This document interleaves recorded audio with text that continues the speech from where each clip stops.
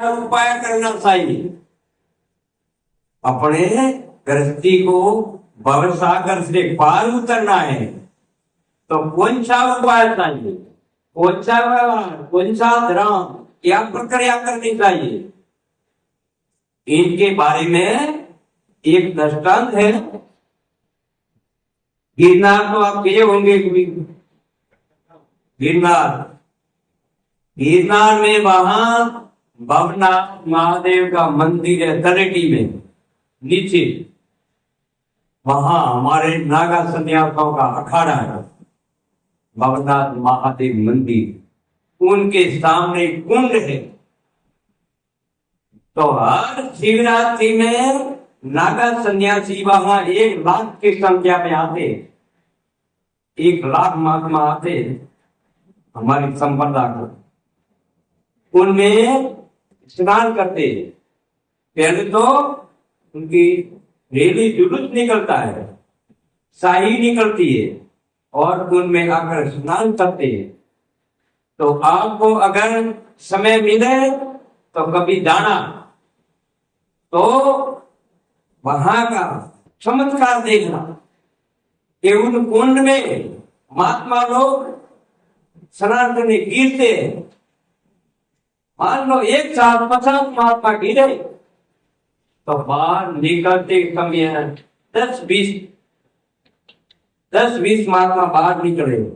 वे दूसरे महात्मा क्या मालूम कहां गायब हो जाते हैं। कुंड में कहीं जाने की कोई जगह नहीं है,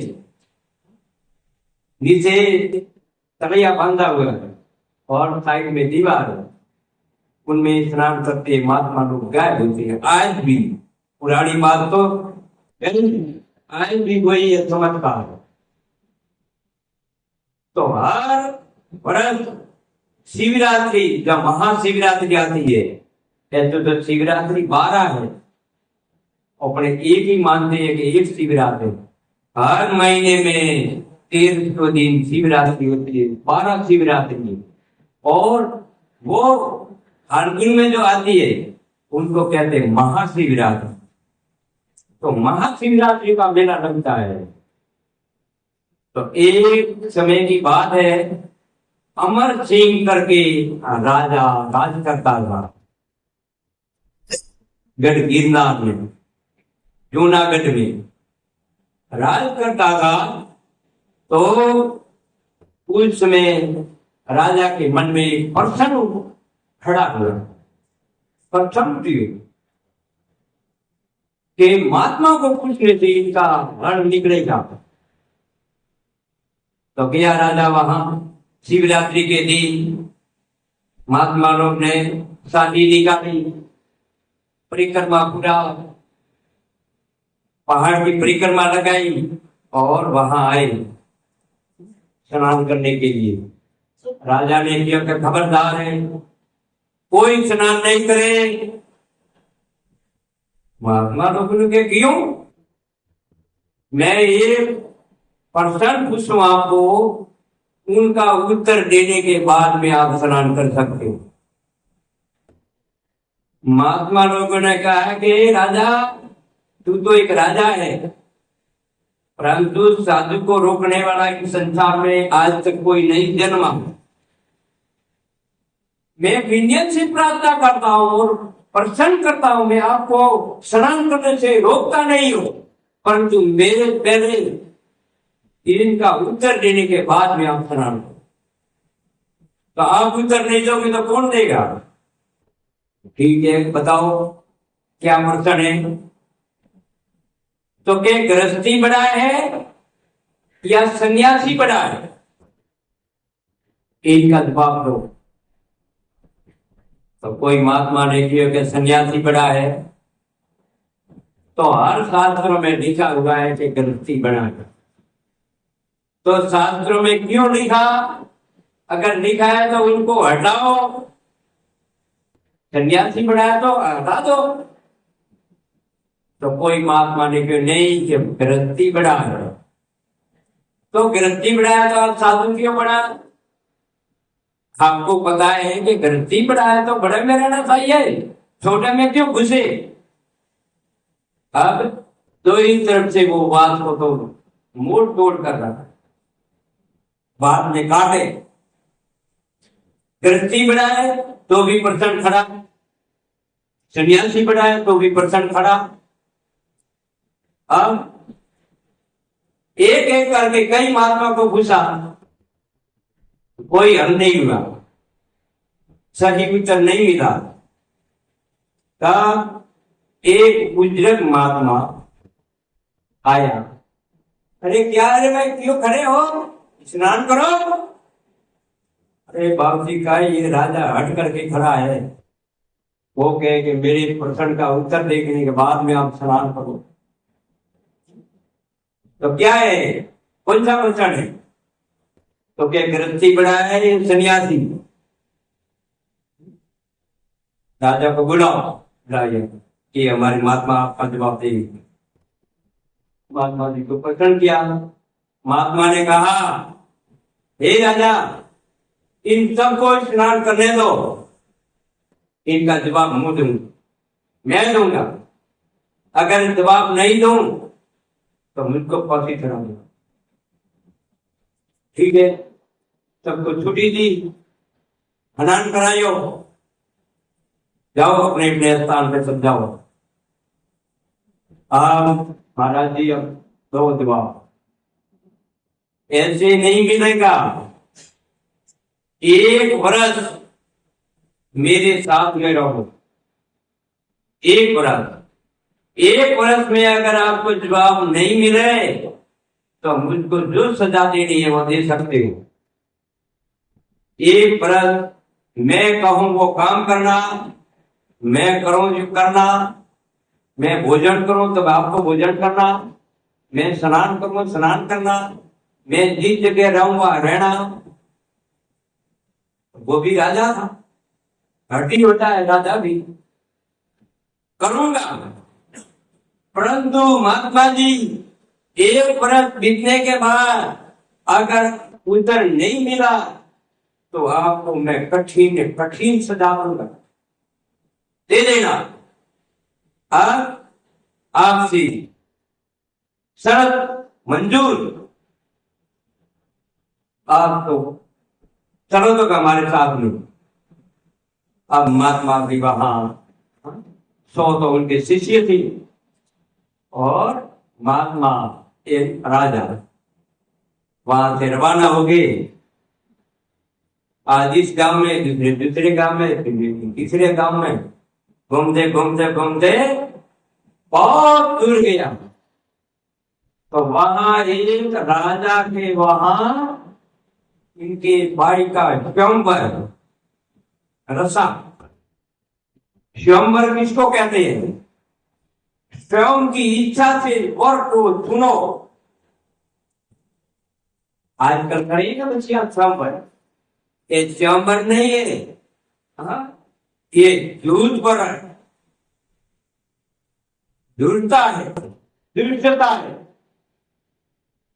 तो स्वयंवर स्वयं की इच्छा से, परंतु माता पिता मंजूर, माता पिता की सहमति और अपनी इच्छा से कोई शर्त करे कि ये शर्त अगर कोई पूरी करे उनके साथ में मेरा विवाह। ऐसा नहीं कि फलाना लड़का के साथ में मारा विवाह, क्यों नहीं? ये काम कठिन से कठिन काम है, जो वो काम करे उसी के साथ में मेरी शादी मेरा विवाह। उनको कहते हैं स्वयंवर। जैसे सीता जी ने स्वयंवर देखा कि इस धनुष को जो चढ़ाता है, तोड़ने की शर्त नहीं थी, सिर्फ चढ़ाने की शर्त थी, छाप चढ़ानी। वो धनुष से रस्सी आवे, उनको ऐसे दबा के उनमें डाल के वो रस्सी को टाइट कर ली, उसको कहते हैं छाप, छाप चढ़ानी। तो शर्त तो कैसी शर्त रखी भाई ने? कड़ा लाओ, मोटी कढ़ाई, उनमें तेल डालो, अच्छी तरह गर्म करो, बहुत गर्म लाल होना चाहिए। उस तेल कड़ा में, उबलते कड़ा में जाकर कोई स्नान करे, स्नान करके वापस बाहर आ जाए, वो मेरा पति अंदर जाए। तो घूमते घूमते राजा और महात्मा लोग कुछ ही काम में गए। सुना के वहां एक भाई ने चंबर रखा है, चलो तो क्या अपन भी देख ले कैसे होता है। अग्नि में गिर कर धंधा निकलना बाहर कौन करता है ऐसा काम? चलो वहां गया, गरम लाल तेल हो गया, उकल रहा है, उफान निकल रहा है। और डंडेरा मीठा, हजारों राजा, मेरे जाति पाति का कोई काम नहीं, परंतु इनमें से जिंदा निकलना चाहिए, जो ही मेरा पति है। डंडेरा मीट या कोई अगर किसी के शादी कर रही है किसी के, तो इनमें गिरो, स्नान करो, बाहर आ जाओ। और तैयार तो घड़ा ही हुआ है, मुंह धोई धोई तैयार हुआ है, परंतु अंदर पड़े तो मात कुआ बन जाएगा। अब कोई तैयार नहीं, तो फिर महात्मा ने कहा, महात्मा को कहा राजा ने कि महात्मा जी के मेरे के शादी करने की इच्छा हुई है। राजा ने कहा कि मेरे के शादी करने की इच्छा हुई। अरे तो क्या आपके तो रानी है? अरे रानी तो है, पर राजा महाराजा तो कई कई रानियां होती है, इस रानी को भी शादी कर दो। ठीक है तो गिरो। अरे पढ़ो तो मैं तो महात्मा बन जाऊं, मैं तो जलता हूं। तो कैसे करो? आप जाकर उस बच्ची को, भाई को पूछो कि गिरे कोई और शादी कोई करे तो तैयार है? गिरने वाला दूसरा और शादी करने वाला भी दूसरा, तो तैयार है?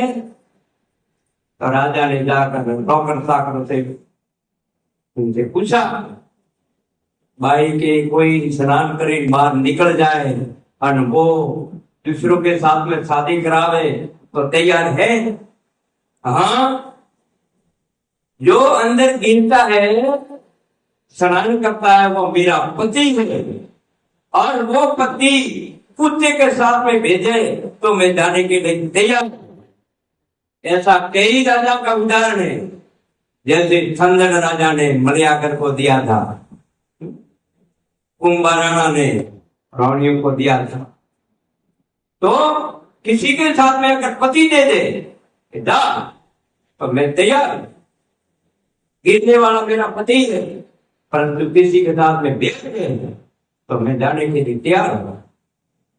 ठीक है, आया वापसी के काम तो अपना दम किया, हाँ? काम तो एकदम किया, क्या बोल क्या तैयार है? तो महात्मा जी ने क्या मेरा एक कपड़ा संभालो। महात्मा जी ने कच्छ बीड़ा, लंगोट कसी, और जाकर हर हर गंगे ऐसे करके देह में छींटे उड़े। आसपास के लोग जिनके छींटे ला गया उनके तो फफोला हो गया। अब महात्मा जी ने स्नान किया, हर गंगे हर नर्मदे कृष्णा कावेरी सिंधु सरयू रेवा ताम्रपणी, ऐसे 999 नदी है अपने में, उनका नाम लेते गए और स्नान करते गए। आराम से स्नान किया, फिर शुद्ध जल से स्नान किया, फिर अपना कपड़ा धारण किया। भाई आई स्टेज माते वरमाला लेकर, बोला क्या महात्मा जी आओ। महात्मा जी के गले में लो माला डालने को तैयार हुई। महात्मा ने कहा कि मैं तो सन्यासी हूं, तू तो मेरी बेटी के समान है, नहीं कि आप मुझको कुछ भी कहो, परंतु आपने स्नान किया है और तो मेरा तो हो गया पति, नहीं कि मैं तेरा पति नहीं, और इन राजा के गले में माला डाल देंगे। आप मेरा पति हो, आप कहो इसके पीछे जाने के लिए तैयार हो। आप गले में डाली माला, गले में माला डाली। अब राजा को बोलेगा आप यहां से रवाना हो जाओ। तो भैया एक वापिस जब लौटेंगे, एक पूरा होने के बाद इनको ले जाएंगे साथ में, जटाधर के पिताजी के घर रहेगी। अब बताऊं रवाना हुआ, चलते चलते चलते एक गांव दो गांव करते बहुत दिन तक घूमते रहे। तो राजा कभी भूखा रहा नहीं, पाँव में जूते नहीं। महात्मा के हम जूते पहनो, आपको जूता पहनना। हम भोजन करें तब आप भोजन करना, हम पानी पिए तब आप पानी पीना। अरे तो महात्मा लोग तो योग करा जाने, योग करा के द्वारा भूखा कई वर्ष तक रह सकता है, तरसा कई दिनों तक रह सकता है। और राजा के तो जैसी तैसी होने लगी। अब चलते चलते चलते 8 दिन हुआ, 8 दिन 8 रात, ना कहीं भोजन, ना कहीं पानी, ना कोई विश्राम, 8 दिन लगातार। तो राजा भी शक्तिमान था, 8 दिन टक्कर खाई। 8वें दिन एक और जंगल आया, जंगल में बर्ड था। वो बर्ड के नीचे जाकर राजा गिर गया और कहा कि भगवान अब मेरे ना तो कोई आपका उधर साये और मैं नहीं अब चल सकता। अब मेरी तो अंतिम घड़ी है, मैं अब मरने वाला हूं, मर जाऊंगा। तो मेरी अंतिम इच्छा पूरी करो। बोलो कि कहा है अंतिम इच्छा आपकी? अरे कड़ाके की ठंड पड़ रही है, लकड़ी लाओ और धुआं छेदाओ, तो अगर मैं बच जाऊं तो बच जाऊं। ठीक है, फिर शिष्य डोबता छेदा, लाओ भाई लकड़ी लाओ जल्दी, ये राजा मर जाएगा। लकड़ी लाई, धुआं छेदाया। अब राजा सोता सोता अग्नि में जो तापे, अब और क्या लकड़ी ना हो। फिर शिष्य लोग किया और महात्मा भी थे हाथ में, दूर दूर किया लकड़ी में। राजा वहां सो रहा था, बड़ के ऊपर हंस और हंसली बैठे थे। हंसली ने बोला कि हे हंस, के अपनो ये बड़े अपनो गौम, ये अपनो घोसलो है, ये अपनो घर है। तो गृहस्थी का धर्म क्या है? अपने घर आया वो भोजन कराओ, अगर भोजन नहीं मिले तो मरना कबूल है, परंतु आए हुए मेहमान को, अतिथि को भूखा जाने नहीं देना। ये अपने गृहस्थी का सबसे बड़ा ये अपनी जड़, गृहस्थी के पुण्य की जड़ सिर्फ है वो पुण्य। इसके उपरांत गृहस्थी के कोई धर्म पालन करने की जरूरत नहीं है। आने वाले मेहमान को, गरीब है, भिखारी है, राजा महाराजा, बड़ा हो या छोटा हो, कोई भी अपने द्वार में आया है तो उनको भूखा नहीं जाने देना। मरना कबूल, परंतु भूखा जाने नहीं देना, ये गृहस्थी का सबसे बड़ा धर्म है। तो हंस बोला के हे हंसी, 12 कोस में कहीं गांव नहीं है, अंधेरी रात है, मैं रात को कहीं जाऊं तो दिखे नहीं, और इनको क्या खिलाऊं? तो के शास्त्र में ऐसा कहा है कि मरना कबूल है पर उनको भूखा नहीं रखना। तो ये राजा है, ये मांसाहारी है, अपनो मांस भी खा जाए तो ये जिंदा रह जाएगा। तो ये अग्नि जलती अग्नि में गिरो, ये अपना भक्षण कर देगा। तो हंस के मैं गिरो, हंसली के मैं गिरो। तो हंस ने कहा कि अगर तू गिर जाए तो मैं बच्चों को बड़ा नहीं कर सकता, और तू गिर जाए तो अच्छा, ठीक है। तो आज ये माताएं बच्चों को बड़ा कर सकती है, परंतु अगर स्त्री बन जाए तो पुरुष बच्चों को बड़ा नहीं कर सके, उसका लालन पालन पुरुष नहीं कर सके। तो उसने वो क्या हंस वहां से फट फट फट फट करते अग्नि रे वहां अग्नि में गिर गया। तो राजा की नजर पड़ गई, ओ कुछ आया, कुछ का कर लिया भक्षण। भक्षण तो कर लिया परंतु संतुष्ट तो नहीं हुआ। अब भगवान के मन दे तो दी दो परंतु थोड़ा फर्क नहीं हो।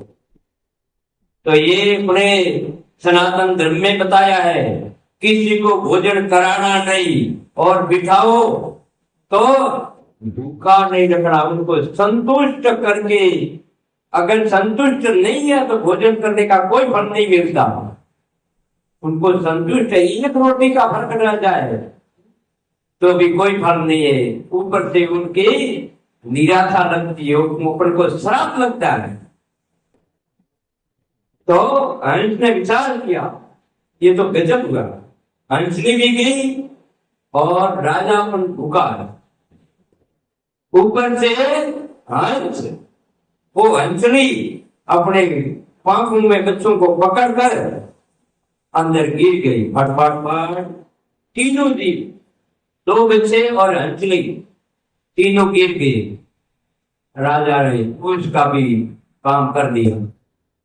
अब राजा कहे, हो भाई हो, अब तो मैं जिंदा हो गया, अब मैं नहीं मरूंगा। महात्मा को पता नहीं, गुप्त काम कर दिया। महात्मा जानबूझकर अलग गए थे, उनको चमत्कार बताने के लिए। अब आया महात्मा लोग आए, लकड़ी लाई, हो अब जितना तुम्हारे चाहिए इतनी लकड़ी आई है। तो के बाप जी अब के 8-10 कोस चलना है तो मैं चलूंगा। अरे तू कहता मैं तो मेरी अंतिम घड़ी है, मैं तो मरूंगा, मैं जिंदा रहने वाला नहीं हूं। तो के मैं अब संतुष्ट हूं, मेरी शुद्धा मिट गई है, हमारी भूख मट गई है, इसीलिए अब मैं सोच पकड़ू। दुख यही था मेरे, भोजन नहीं था। फिर क्या हुआ? तो एक बात गुरुजी मेरे मन में आई कि क्या कि आप गिनती करो कितना दिनों पे हुआ। गिनती की 1 साल पूरा हुआ, आज ही 1 साल पूरा हो गया। तो जवाब दो कि गृहस्थी बढ़ाए या सन्यासी बढ़ाए। तो फिर आपने जवाब दिया नहीं, मैंने दे दिया जवाब। कहां का जवाब दिया है, कहां उनसे दिया है? तो महात्मा जी ने कमंडल में से जल निकाला और अग्नि में छिड़का। अंदर से चारों आत्मा शंख चक्र गदा पदम धारण कर भगवान का रूप धारण करके आत्मा बाहर निकले। चारों ही। राजा ये कौन है पूछ, इनको पहचानता है? पर वो ये तो कोई भगवान दिखे, शंख चक्र गदा पदम, ये तो भगवान का ये रूप है। इनको पूछ कौन है, पूछो आप कौन, आपका परिचय दो। तो हंस बोला, एक है मैं भी हंस हूं, ये मेरे शरीर का तूने भक्षण किया था, वो हंस मैं हूं। ये मेरी हंसली है, ये मेरे बच्चे हैं, चारों का तूने भक्षण किया। ग्रंथी धर्म निभाया। ग्रंथी धर्म में कहा है कि मरना मंजूर है, मरना कबूल है, परंतु अपने घर आया साधु संत गरीब भिखारी मेहमान समाज का पराई समाज का कोई भी प्राणी मात्र अपने घर आया, उनको कभी भूखा मत जाना देना। तो आज इनके पास में कुछ नहीं थी सामग्री।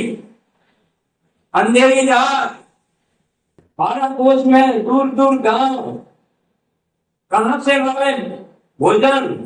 तो इसने विचार किया कि मरना कबूल है, पर इनको भूखा नहीं रखना, इसीलिए ये अग्नि में गिरे और उनका तूने भक्षण किया।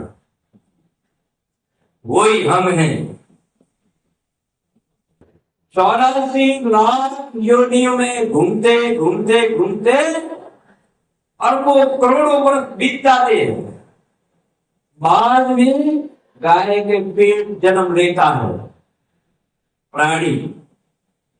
गाय के पेट में 33 कोटि देवी देवताओं का वास होने की वजह से उन आत्मा के कई जन्मों का पाप खत्म हो जाता है, मनुष्य बनने के लायक बनता है। फिर गाय के पेट जन्म लिया, उनके बाद मनुष्य बनता है दूसरे जन्म में। अरे तो इन प्राणियों के तो कई योनियां बाकी थी, पर डायरेक्ट इनने छक्का लगा दिया। एक प्रकार जो खिलाड़ी खेले डायरेक्ट छक्को छक्को, जो योनियां कितनी ही बाकी थी, परंतु इनने डायरेक्ट पक्षी से डायरेक्ट देवता बन गई। मनुष्य बनने का भी इनको कोई मौका अवसर आने की कोई जरूरत नहीं थी। तो धन्यवाद है।